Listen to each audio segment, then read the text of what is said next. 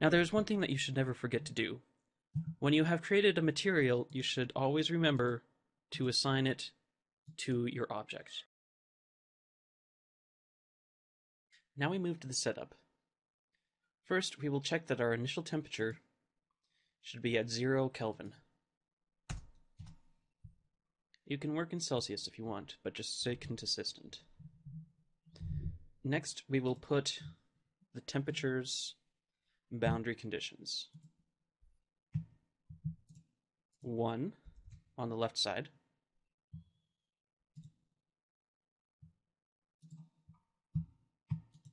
0 on the right side. Now you will notice that it has this format, step applied. Should, for example, you wish to ramp up from 0 to 1 Kelvin over, say, 5 seconds, you would select a tabular or a function, tabular data, and go over here and to look at the time steps here. At time step 1, you could define, say, 5 Kelvin, and it would create a particular line. Now say that you wanted to make it 5 Kelvin in 0.5 seconds, and then down to 1 at 1 second. To do that, you'd go to Analysis Settings. You need to have at least 2 steps. Define that step 1 is at 0.5, and that step 2 is at 1. Now, when you're able to go into the temperature settings, you'll see that you have an additional 0.5 here. At the moment, it is set to the default of halfway between 0 and 5, which is 2.5. So let us change that to 5, and then change this to 1. Now, for our purposes, we want a constant of 1. So we're going to set constant and define it as 1.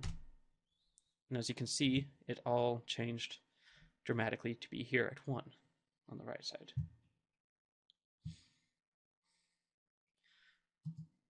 Going back to the number of steps. Steps are where the program analyzes at a certain time. You can tell it to go anywhere from, say, 1 millisecond to 10 seconds. But as you notice, it didn't like the 10 second. That is because I have a later time defined after it. And now you could do, say, 5 seconds. Now moving past step number and step end time, you will see auto time stepping.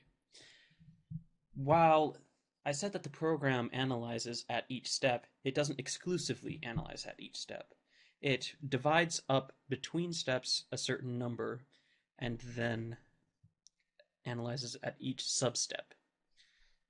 So there are these tiny steps here at which it decides to analyze. You can let the program distribute it however it likes, or you can manually turn it on and define it. You can define by time or substeps. For our purposes, we will use time. The initial time step is as it sounds, the first step that it will take to analyze. Right now it is set to 0.01 second. Let us make this 0.001 second. The minimum time step is the shortest distance the program will allow it to take the steps. If you want to refine it more, you should make this a very small number. Should you be analyzing over a large range, you need to make this larger so it does not eat processing time.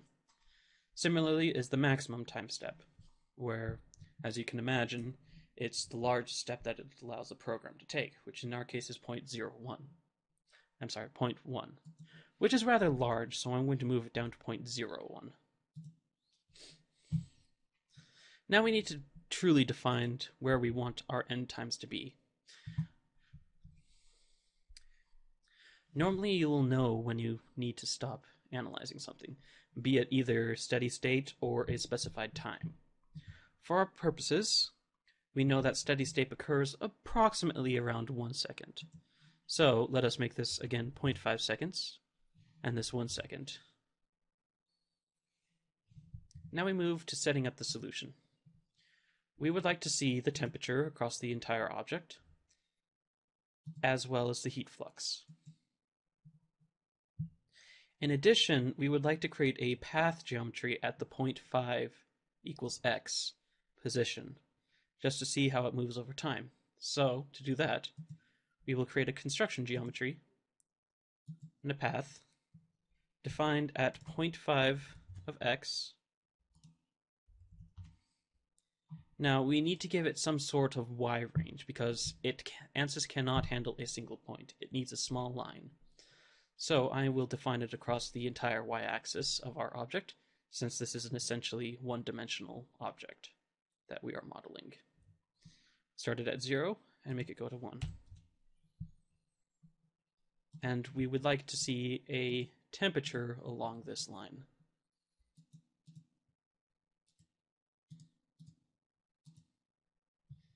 And we should be able to hit solve.